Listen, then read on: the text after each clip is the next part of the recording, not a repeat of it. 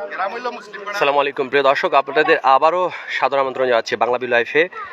আমরা কিছুক্ষণ আগে একটা পাহাড়ের পাশে একটা গ্রাম দেখাচ্ছিলাম, আরেকটা গ্রামে চলে এসেছি, সেটাই ভারতের সীমান্তবর্তী গ্রাম। এবং আমরা যখন আসলে এখানে খাবার নিয়ে পৌঁছেছি, মানুষজন এখানে অপেক্ষা করছেন, কিন্তু এখানে আসলে নিটটা যে খুব বেশি সেটা কিন্তু আমাদের জানা ছিল না, যে কারণে আসলে এই ধরনের জায়গাগুলোতে খুব বেশি একটা দেওয়া যায় না। দর্শক যারা দেখছেন, এই গ্রামগুলোতে একদমই মানুষের পদচারণা নেই এবং সীমান্তবর্তী গ্রাম হয়, অনেকেই মনে করছেন যে দুর্গম, আসলে কিন্তু মূল রাস্তাটি ভালো আছে এবং পরবর্তীতে নৌকাতে এইসব গ্রামে পৌঁছানো যায়। আমি একটু গ্রামের নামটা জানার চেষ্টা করছি। আপনাদের গ্রামের নামটা কি?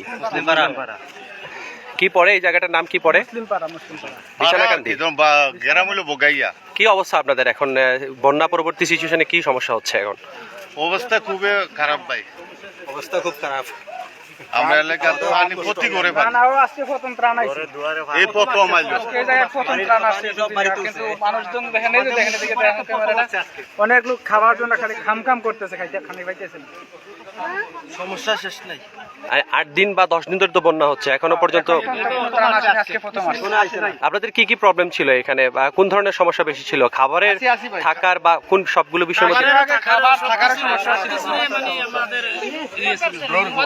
খাবারের থাকার জন্য মানে মানুষ যে দূর থেকে আসছে সেটারও মানে খুব মানে কষ্ট হয়েছে, বৈশা রাত কাটাইছে। সপ্তাহ 8 দিন এর বাদে যাতায়াতের ব্যবস্থা অনেক সমস্যা, এর বাদে আপনাদের এলাকাতে অনেক দুর্ভিক্ষ ছিল, সব দিক দিয়ে আমাদের গ্রামের অনেক শোচনীয় অবস্থা ছিল, শোচনীয় অবস্থা আমাদের গ্রামের। আজকে তো এখানে যারা এসেছেন তারা একটা জায়গাতে ত্রাণ দিয়ে এসেছেন এবং তারা কিন্তু আপনাদের গ্রামের কথা জানেন না। এখানে যে এত সংখ্যক মানুষ আসলে আটকে আছেন সেটা কিন্তু অনেকেই জানেন না। পর্যাপ্ত পরিমাণ ত্রাণ তো আপনারা পাবেন না। এখন আপনারা কি সরকারের কোনো সাহায্য পাননি? কোনো সাহায্য পাইনি আমরা, সরকারের কোনো সাহায্য পাই নাই আমরা। মানে এখনো পর্যন্ত গভর্নমেন্ট কোনো হেল্প পাই নাই। এই প্রথম মানে আজকে আপনারা আসছেন। দর্শক, বাংলা বি লাইফে আপনারা সংযুক্ত আছেন, অবশ্যই ভালো লাগলে অ্যাক্টিভ শেয়ার করবেন এবং মানুষজনকে দেখানোর চেষ্টা করবেন। আসলে সিলেটের বন্যা পরবর্তী, অনেকেই বলছেন যে আসলে বন্যা থেমে গেছে বা বৃষ্টি হচ্ছে না, কিন্তু বন্যা পরবর্তী সময়ে যাদেরকে দেখতে পাচ্ছেন তারা কিন্তু একটা বিচ্ছিন্ন দ্বীপের মতো জায়গাতে বসবাস করছেন এবং পাশেই ভারতীয় সীমান্তের পাহাড়গুলো দেখা যাচ্ছে এবং নিকটে আমাদের ভারত 50 গড়ি মসজিদের থেকে 50 গড়ের নিকটে আমাদের পিলার আছে, আপনারা দেখতে পারেন। আর আমাদের এলাকার অনেক শোচনীয় অবস্থা। এমনিতে আপনাদের মূল পেশাটা কি? আপনারা কি করেন? কুয়ারি অথবা কুয়ারি বন্ধ, আমাদের শোচনীয় অবস্থা। কুয়ারি তো প্রায় 2 বছর লাগে। মানে আপনারা কি মানে শ্রমিক, পাথর শ্রমিক? আচ্ছা, আর আপনাদের প্রাণ নিয়ে আসছেন এই প্রথম আমাদের মুসলিম পাড়াতে আসছে। আপনাদের তো অনেকদিন ধরেই আসলে পাথর উত্তোলন তো বন্ধ অনেকদিন ধরে, 2-2.5 বছর থেকে বন্ধ। এই 2-2.5 বছর ধরে তো আপনারা কাজ করছেন না, কাজ পাচ্ছেন না, চলাটা কষ্ট হয়ে যাচ্ছে, ভিন্ন পেশাতে মুভ আপ করতে হচ্ছে। শেষ নাই, অনেক কষ্ট হয়ে গেছে।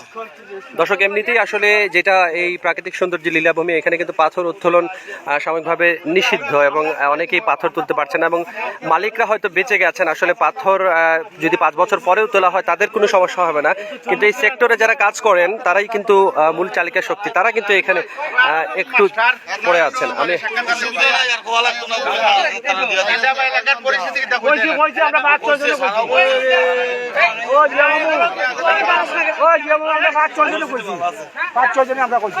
ত্রাণ বিতরণ চলছে, একটু কথা বলেন। আসসালামু আলাইকুম রহমতুল্লাহ। আমি 2 নং ওয়ার্ড বগাইয়া একটা রুস্তপুর ইউনিয়নের একজন বাসিন্দা। আমাদের এলাকাটা অন্যান্য অঞ্চল চেয়ে একটু উঁচু, তার ফলে বিভিন্ন এলাকার যে লোকজন আছে এখানে আশ্রয় নিচ্ছে, বিপুল সংখ্যক লোক এই এলাকায় আশ্রয় নিচ্ছে। যে পরিমাণ লোক এই জায়গায় আশ্রয় নিচ্ছে সেই পরিমাণ ত্রাণ এখনো আসে নাই এই এলাকাতে। ইভেন আপনারা বলছেন যে আসেনি, আমরা চেয়ারম্যান মহোদয়ের সাথে আলাপ আলোচনা করলে উনি বলছে যে আচ্ছা, আপনারা কি সামাজিক যোগাযোগ মাধ্যম ব্যবহার করেন না কেউ? ফেসবুক বা এই ধরনের কোনো কিছু করা হলে ওগুলোতে অনেক লেখালেখি হচ্ছে, চেয়ারম্যান মহোদয় পৌঁছাচ্ছে না। চেয়ারম্যান মহোদয় বলছে যে আমাদের বরাদ্দ একটা আছে, এখন মানে স্টোর রুমে মালমাল আসে নাই, আসার পরে মানে বরাদ্দটা আমাদেরকে দিবে।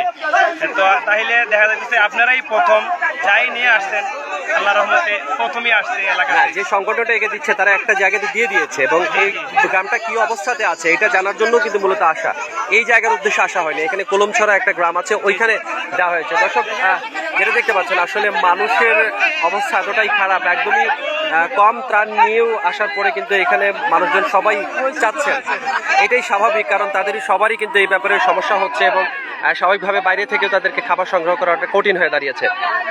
যারাই আমাদের সাথে লাইভে আছেন তারা এই ধরনের যে বিষয়গুলো আছে সেগুলোতে এগিয়ে আসবেন এবং অবশ্যই ফান্ড রাইজিং করবেন। ফান্ড রাইজিং করার কারণে কিন্তু সিলেটের অবস্থার উত্তরণ হচ্ছে এবং হবে, এবং এই যে মানুষগুলো আসলে বিপদগ্রস্ত তারা অসহায় নন, এমনিতে তারা কাজ করেন, কিন্তু বন্যায় বন্দী থাকার কারণে তাদেরকে আসলে কাজ করাটা কঠিন হয়ে দাঁড়িয়েছে এবং এই বিষয়গুলো মাথায় রেখে আসলে অনেককে কাজ করতে হবে।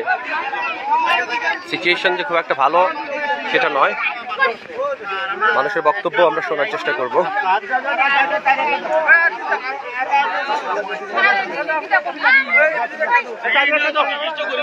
প্রচুর মানুষ এখানে এসেছে।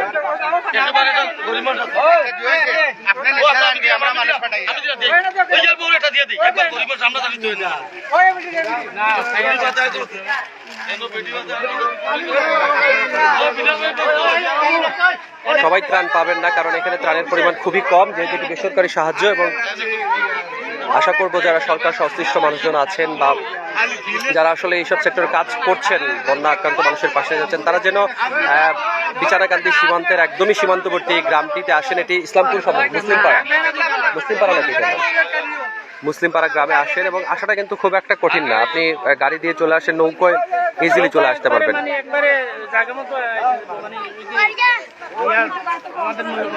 দেখানোর চেষ্টা করছিলাম সীমান্তবর্তী গ্রামে বন্যার দুর্দশার চিত্র। অবশ্যই লাইভটি শেয়ার করতে ভুলবেন না। খোদা হাফেজ।